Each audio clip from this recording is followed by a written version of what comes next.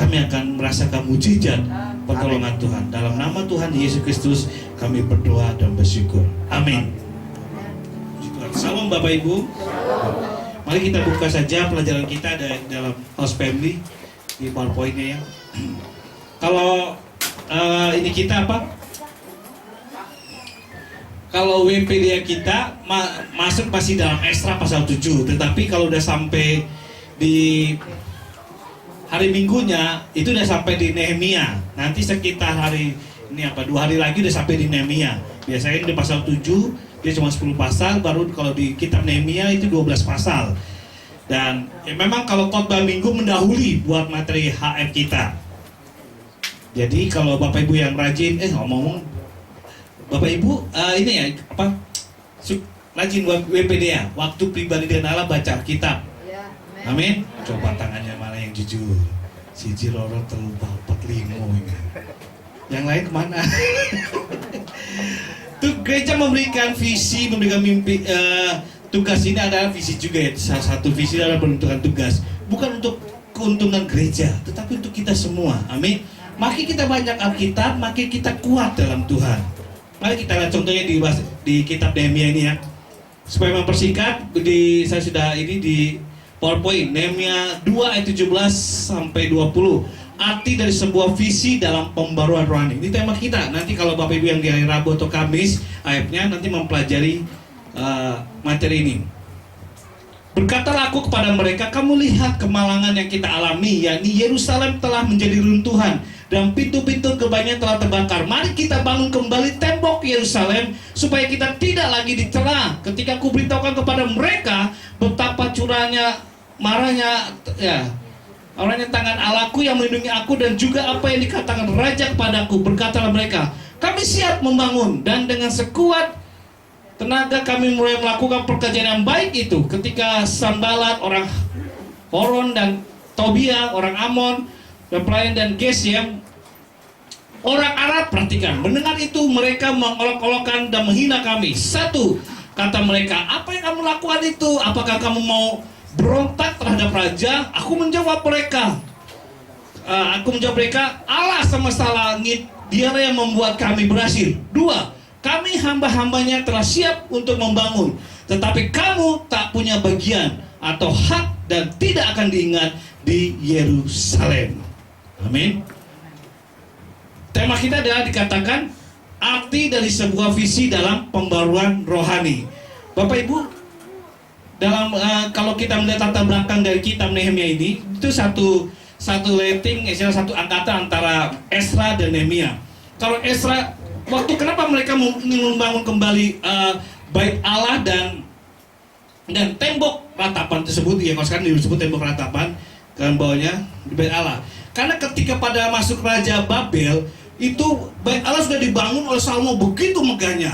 Datang Raja Babel dan menghancurkan, menjajah bangsa Israel. Nah, karena bangsa Salomo sudah bagus, tetapi anak-anaknya, akibatnya anak yang tidak konsisten hidup dalam kebenaran, hidup dalam firman Tuhan, akibatnya apa? Mereka diserang oleh Raja Babel dan dibuang ke negeri Babel, dijadikan budak. Padahal di Yerusalem, di kota yang penuh melimpah madu dan susu, tanpa kerja ngoyo istilahnya, mereka sudah diberkati Tuhan. Tapi karena mereka malas ngikutin raja-rajanya, yang rajanya anak-anak dari anak dan cucu cicitnya Salomo, Raja Daud istilahnya, sehingga mereka dibuang ke negeri Babel. Gak enak ya, 350 tahun kita dijajah Belanda, gak enak. Betul, ya tanya deh siapa yang gak enak ya, itu buyut kita ya. Nah, kita kan 3,5 tahun, 3 tahun aja, 3 Jepang menjajah kurang enak juga. Itu masih jauh pas, saya belum lahir. G30 SPKI, ada itu pengayaan, wah kurang enak Pak, yang terdekat aja lah. Kalau di KKB itu di Papua sedang ada pemberontakan, masyarakat 950 bahasa mengungsi.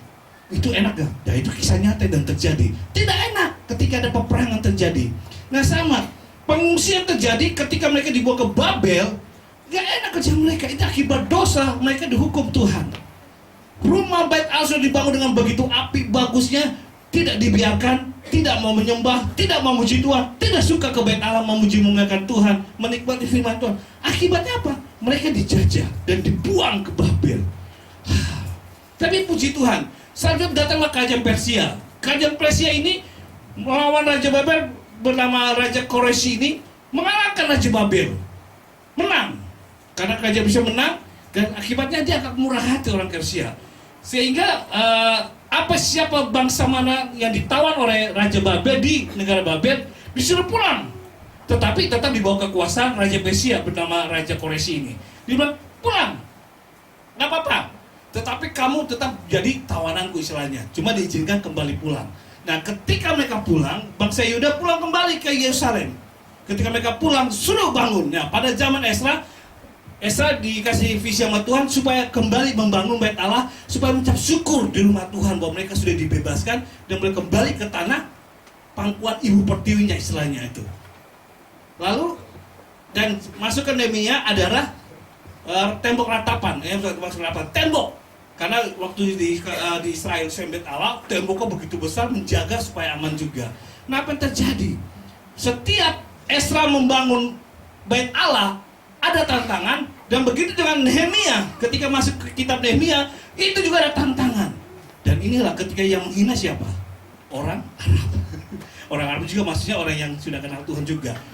Ketika ngapain kamu membangun berontak, hei Nehemia? Nehemia dikasih visi sama Tuhan. Sekarang kalau bait Allah sudah bangun, temboknya kamu harus bangun. Tantangan lagi, ada penghinaan. Tapi dia bilang tidak, dikatakan.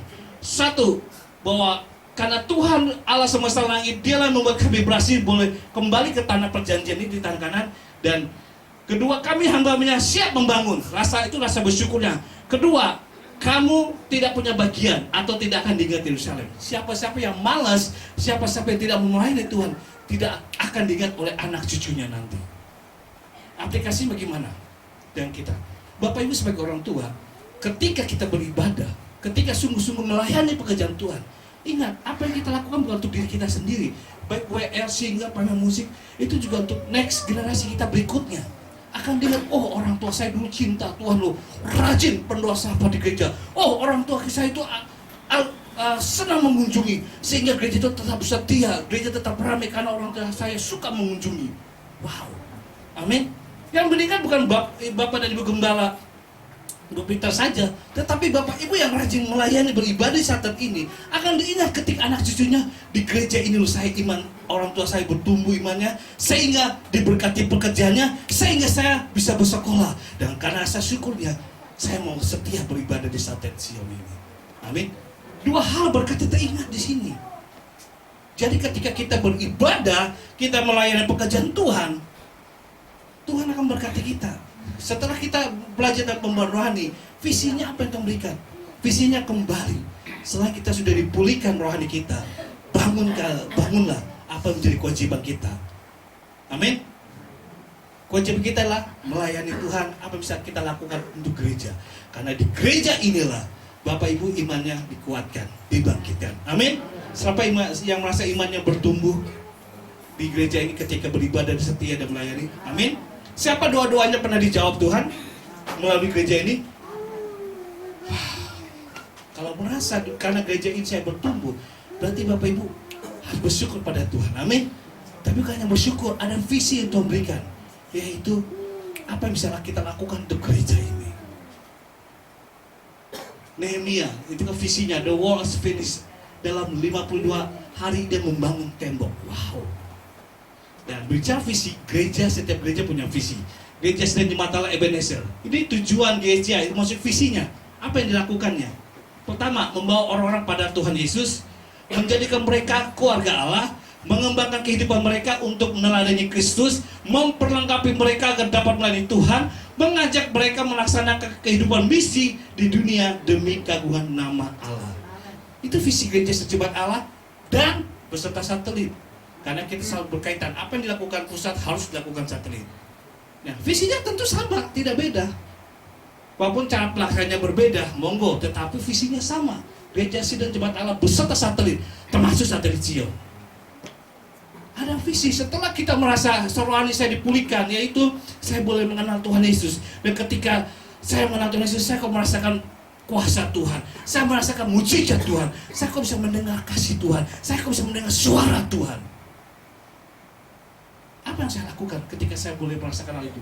Dahulu saya tidak bergereja, dahulu saya gereja itu tidak bertumbuh di tempat lain. Tapi ketika saya beribadah dengan setia dan saya melayani, saya merasakan pertumbuhan rohani dan merasakan mujizat demi mujizat terjadi ketika saya bergereja beribadah sini. Amin. Kalau merasa hal demikian, tanggung jawabnya apa? Visinya apa? Tuh kasih visi ya, ini 5 visi ini. Gereja Secermata dan Ebenezer jadi saksi untuk membawa orang masuk dalam kehendak Tuhan dan menikmati pemulihan mujizat Tuhan. Yang kedua, lakukan aktif di gereja ini. Amin. Jangan 5D. Apa 5D? Datang, duduk, menang wae, ngasih duit, dadah, pulang. Nggak ngapa-ngapain selama 3 tahun. Lalu ini berapa tahun? Udah 6 tahun. Cuma 5D doang. Nggak heran. Wah, doa saya kok nggak pernah dijawab. Ya so gini-gini saja hidup saya. Melongso terus. Ya salah sedewe. Kenapa melongso terus? Kenapa dong nggak jawab? Karena hidupnya cuma 5D datang ke gereja. Mau jadi pengamat gereja, pengkritik gereja, atau mata-mata. Ya kan? Harus. Lihat Nehemia, lihat Ezra. Mereka ketika mereka setia Tuhan diberkati. Ketika mereka tidak setia Tuhan, mereka berbuat dosa, Tuhan izinkan orang yang tidak kenal Tuhan menjajah mereka sehingga mereka ditawan di negeri Babel. Tapi karena kasih setia Tuhan, Tuhan izinkan Raja Persia untuk bangsa Israel kembali ke tanah kanannya, ke tanah pertiwinya, dan mereka kembali bersyukur. Langkah mereka adalah membangun bait Allah dan tembok bait Allah tersebut. Amin. Dan tentu ada berkatnya ya. Berkatnya mari kita lihat di video. Next. Yang pertama, Tuhan menyertai dan memberkati orang percaya yang melakukan visi Allah. Amin. Tuhan akan memberkati dan menyertai orang percaya yang melakukan visi Allah. Amin. Katakan bersama, visi Allah. Visi Allah. Visi Allah. Visi Allah. Yang satu, Tuhan memberikan hikmat. 1 Korintus 4 ayat 1. Ayat ini adalah ayat WPD ya. Kalau Bapak Ibu yang di warta gereja, itu ada ayat WPD ya. Nah itu saya kaitkan semua dengan WPD ya. Tuhan memberikan hikmat. Di 1 Korintus 4 ayat 1 katakan, demikianlah hendaknya orang memandang kami sebagai hamba-hamba Kristus yang kepada yang dipercayakan rahasia Allah. Perhatikan, demikian hendaknya orang memandang kami sebagai hamba-hamba Allah. Merasa kita semua ada hamba Allah? Beritahu dong, kamu lo ada hamba Tuhan loh. Oh, hamba Allah bukan orang yang sekolah teologi ya, menjadi pendeta. Tidak, itu adalah pendeta.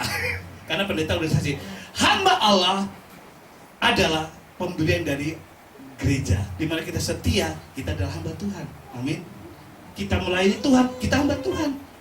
Dan Tuhan tidak melihat pendidikan kita mau S1, S2, S3, SD, SMP, SMA, itu nggak pandang. Karunia mau apa nggak mau bisa nyanyi, nggak bisa nyanyi, suara bagus, suara fals, senyumnya manis, langsung lengkap ya, senyumnya manis. Nggak, Tuhan nggak pandang. Lihat Nehemia nih, siapa Nehemia? Ini juru minum loh, Bapak Ibu. Juru minum yang disuruh oleh Raja Persia ketika, waduh saya sudah dibebaskan ya. Apa yang bisa saya lakukan? Oh saya membangun tembok lah. Kalau Ezra sudah membangun bait Allah, membangun kembali karena dulu hancur oleh negara kerajaan Babel, saya membangun tembok, ambil bagian. Tapi siapa saya? Saya juru minuman. Dia bukan asisten pembangunan Bapak Ibu, bukan insinyur yang S1 atau S2 atau kayak Pak Bambang tuh yang suka membangun rumah sakit, rumah-rumah villa-villa besar gitu ya. PTC pun dia juga membangun belakang-belakangnya. Juanda pun beberapa juga dia bangun. Bambang Sutomajas kita itu. Dia tidak lulusan S1 atau S2, lulusan UNER, Universitas Airlangga. Enggak. Tapi ketika dia punya rencana mau membangun sebagai tanda syukurnya, dia ngomong gitu aja dilarang. Hei, apa kamu akan memberontak? Sok kali kamu yang ingin membangun. Tidak. Ini rasa syukur saya pada Tuhan. Kedua, Tuhan memberikan visi untuk suruh membangun. Dan benar Bapak, ketika punya visi, percaya sama Tuhan dan lakukan visi Tuhan, dia lapor pada Raja Persia bahwa ingin membangun tembok Israel tersebut. Dan Raja Persia, oke, saya setuju. Bahkan duitnya dari mana? Didukung oleh Raja Persia. Wow. Saya kasih dana, kamu bangun. Setelah bangun, kamu akan saya lantik menjadi gubernur di Israel. Wow, juru minuman jadi gubernur. Ya kan? Saya ingat waktu saya di kota Medan, gubernur itu dulu dari bupati angkat ya. Dari bupati terus naik jadi gubernur. Dia berteriak, saya orang desa jadi gubernur. Waduh, mukanya paling lucu se-Indonesia katanya gubernur itu. Tapi saya kena KPK ya. Tahu Sumatera tuh sering kena KPK gubernurnya. Kotanya. Dia begitu bangganya, sama Nehemia.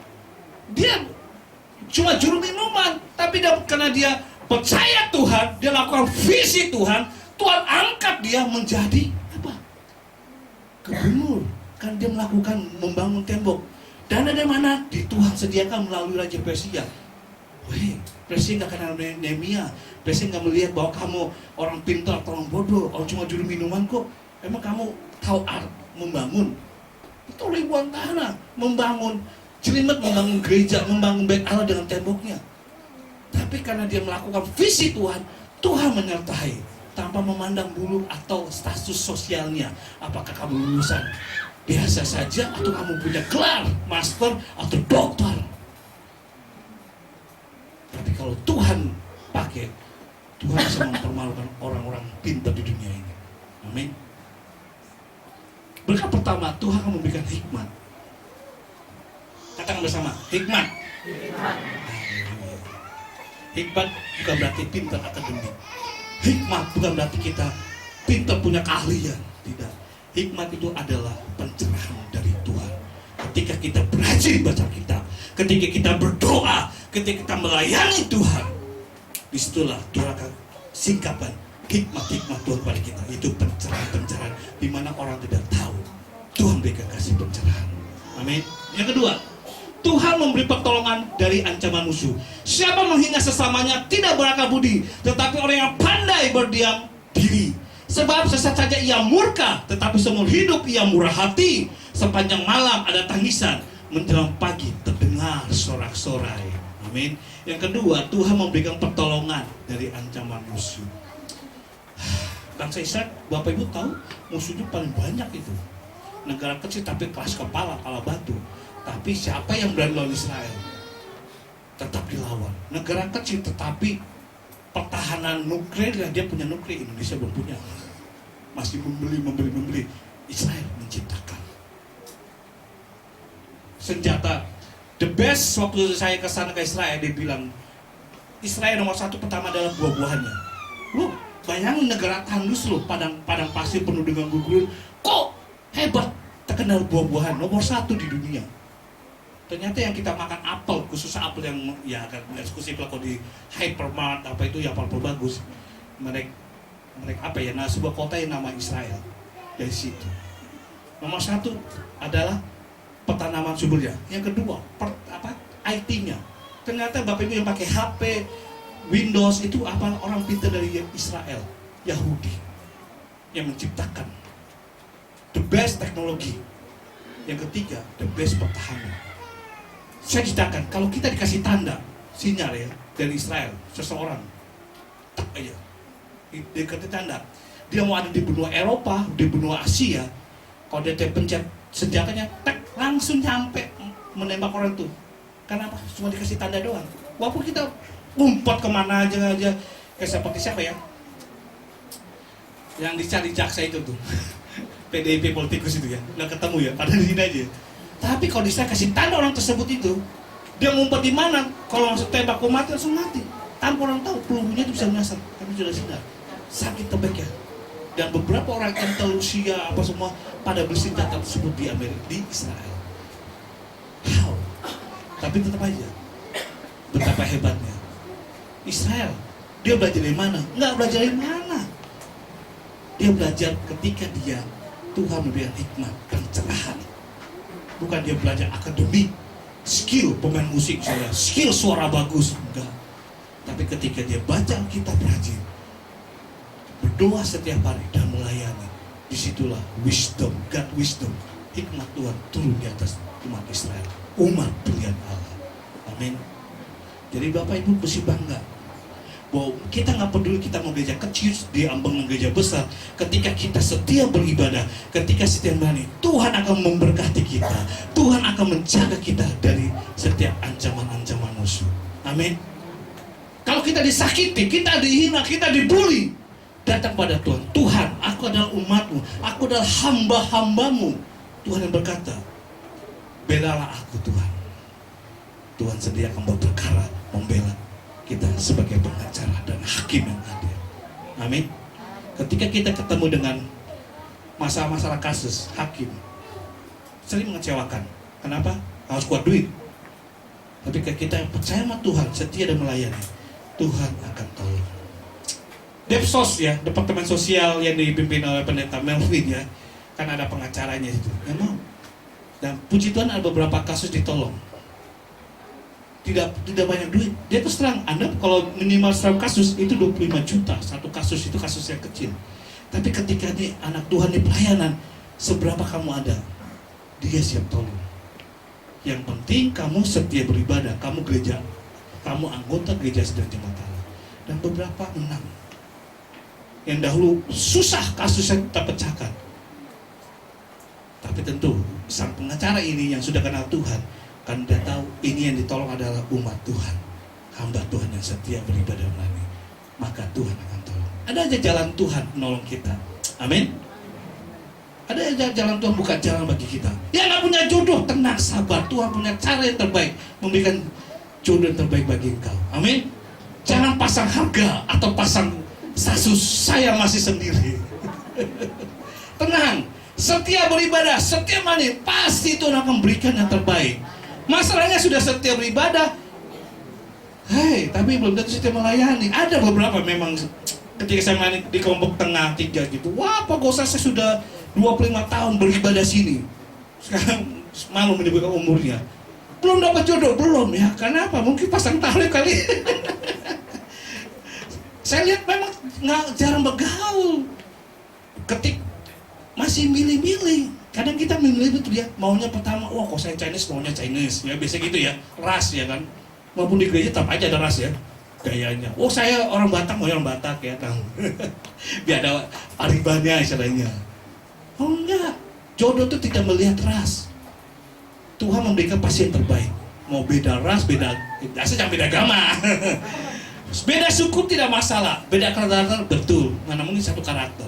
Anak kembar pun pasti beda karakter ya. Apalagi suami istri, apalagi pacaran, pasti beda.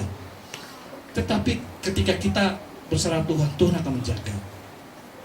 Ketika kita ada ancaman-ancaman, Tuhan pasti akan tolong. Yang ketiga, 3 hal saja. Tuhan menjaga dan melindungi. Engkaulah persembunyian bagiku terhadap kesesakan. Engkau menjaga aku, engkau melindungi aku sehingga aku luput dan bersorak. Mazmur 32 ayat 7. Kuatkanlah dan teguhkan hatimu, hai semua orang yang berharap kepada Tuhan. Ini ayat-ayat ini ada di WPD aku, Bapak Ibu di warta jemaat ya, dan sebagainya, itu semua ayat ini. Nah, di warta gereja itu ayat-ayatnya. Jadi apa? Tuhan akan menjaga dan melindungi kita. Meskipun sekarang ada yang sedang satu adalah penyakit. Makanya saya sekali sambut ya. Sebelum salaman saya cuci tangan dulu. Oh iya, saya juga lupa. Maka kalau di Ameng kan lebih parah lagi. Nggak boleh salaman. Gini ya. Masuk kalau parah bagus itu salaman, bentuk salaman versi jarak jauh ya kan. Ada cinta jarak jauh, ada cinta dekat ya kan, sama gitu. Salaman jarak jauh, jarak dekat. Kalau orang pada salaman gini, saya tidak. Saya gini aja. Enggak, bercanda saja. Percayalah, penyakit apapun selalu ada. Firman Tuhan katakan bahwa hidup semakin maju, semakin bertambah, tidak semakin baik. Ekonomi tidak akan semakin baik. Walaupun Tuhan berkati aku, jagai bangsa Indonesia, enggak. Sudah firman Tuhan, semakin hari semakin tidak baik. Tanda mau kedatangan Tuhan. Apa yang kita jaga? Jagalah iman kita, itu yang paling utama. Jangan terpengaruh karena masa usia. Ya wes lah, siapa saja yang mau aku mau, nggak masalah, nggak perlu nggak beda iman. Wes, ya daripada aku soro-soro terus aku ke Gunung Kawi, daripada soro-soroku ngikut orang beda agama. Jangan dulu, jaga iman. Karena apa yang kita hadapi, apa yang kita pertahankan saat ini, itu yang akan membawa kita sampai ke surga atau tidak. Di mana iman kita berada, di mana iman kita bertumbuh. Bapak Ibu yang tahu, layakkah kita sampai di surga ketika kita dipanggil Tuhan? Jangan iman kecil berharap masuk surga. Gereja setahun sekali, gereja gereja kurang-kurang, minta kalau mati masuk surga, atau doa pengen dijawab Tuhan. Segala sesuatu ada segala sesuatu ada pengorbanan. Amin. Coba bilang pengorbanan. Ya kan? Kita mencari Tuhan hanya pengorbanan. Datang ke rumah Tuhan beribadah sama. Dan tapi setiap pengorbanan kita, Tuhan katakan tidak akan pernah sia-sia. Jerih payah kita di 1 Korintus 15 ayat 15 tidak akan pernah sia-sia. Tuhan akan memberkatinya. Amin. Tuhan tidak pernah dusta. Dia tidak pernah PHP. Pemberi harapan palsu. Coba tanya, kamu PHP kan? Coba ikut pandang wajah suaminya. Suamiku ini bujukin apa ya?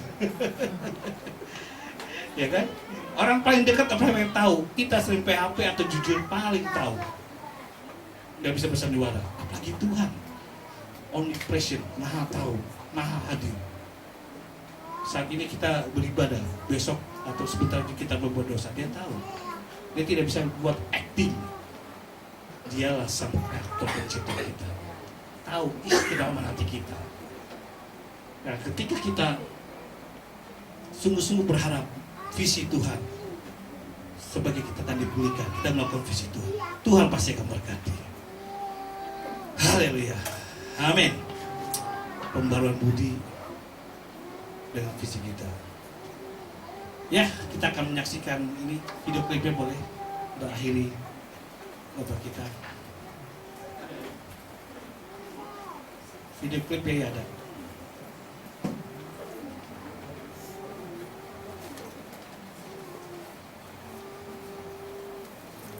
Mungkin Bapak Ibu yang dari WA punya, yang ini saya dapat.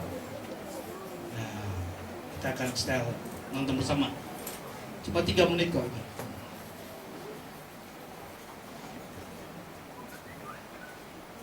Bisa.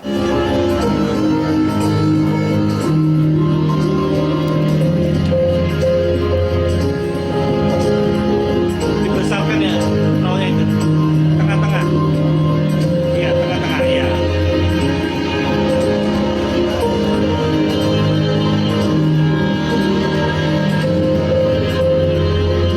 Mujitan virus baru corona.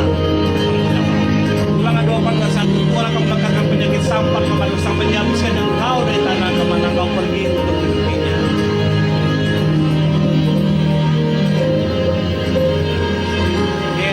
Yang imbuhan itu ya. Ulangan 2:22, Tuhan akan menghajar engkau dengan batu kering, demam kepilu, sakit radang, kekeringan, hama dan penyakit gandum. Semuanya itu akan menimpa engkau. Ini peristiwa bisa terjadi di bulan pertama kali. Yang dirangkum dari berbagai selain penyakit. 2 Tawarik 7:13. Bila mana aku menutup langit sehingga tidak ada hujan.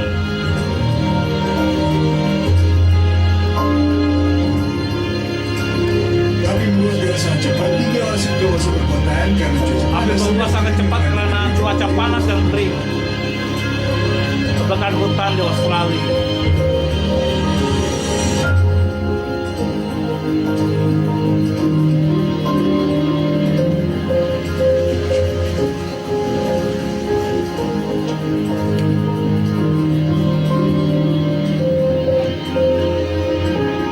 Dan 2 Tawarik 7:13, bila mana aku menyuruh belalang memakan habis hasil bumi.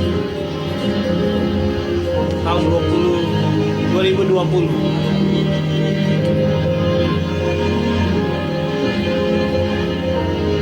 Belalang memakan, ribuan belalang memakan hasil bumi.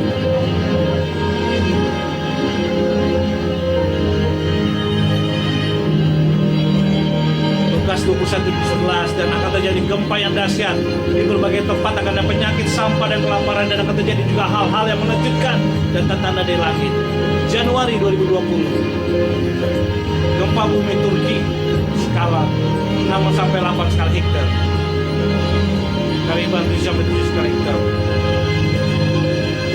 7 Januari, Matius 24, kamu mendengar deru perang atau kabar-kabar tentang perang, namun berawas-awas jangan kamu gelisah, sebab semua itu harus terjadi, tetapi itu belum kesudahannya.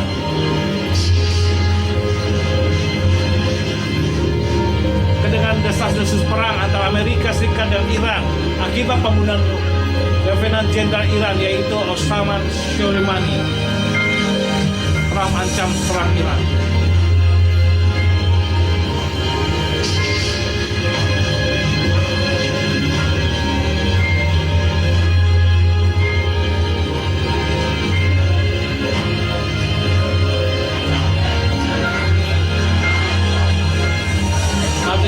Semua bangsa akan bangkit oleh bangsa dan kerajaan melawan kerajaan. Akan ada kelaparan dan gempa bumi di berbagai tempat.